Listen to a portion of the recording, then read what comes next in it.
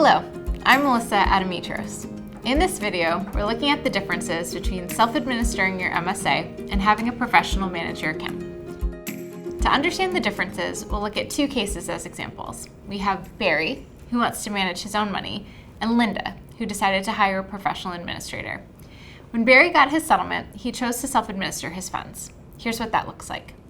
Based on Medicare's requirements, he had to place his funds in a separate interest-bearing account. This helps Barry keep his MSA money separate from his personal finances and makes it easier to track his expenses.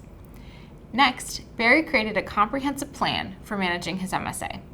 This included a budget for anticipated medical expenses, a system for prioritizing and allocating funds, and a strategy for handling unexpected costs.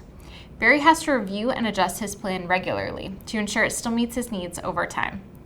One of the most crucial aspects of self-administration is record keeping.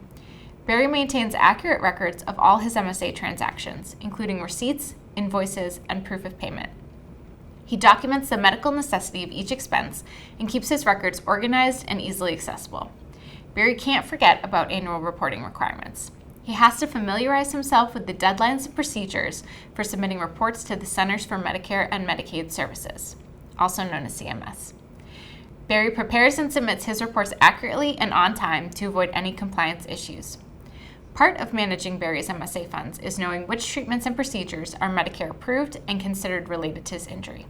He has to be cautious about over-the-counter medications or alternative treatments that wouldn't be approved by Medicare. When he has questions about what is covered, he uses Medicare.gov to search for an up-to-date list of Medicare-compliant treatments.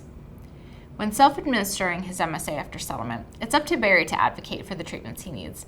This includes finding his own discounts when available and not overpaying for treatments, as he will now be considered a cash payer for these funds. Now, let's look at the process Linda went through.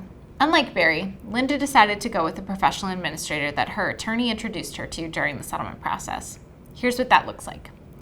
Once Linda settled her case, her professional administrator called her.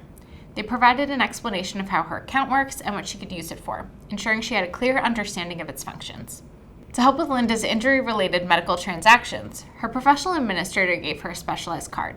This card, like an insurance card, was designed for her to use for all her medical transactions tied to her injury.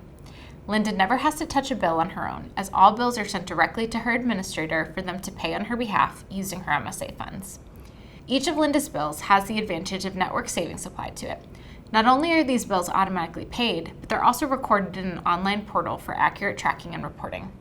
This ensures that Linda's financial obligations related to her injury are managed efficiently and accurately, keeping her benefits intact. On an annual basis, reports are prepared and submitted to CMS on Linda's behalf.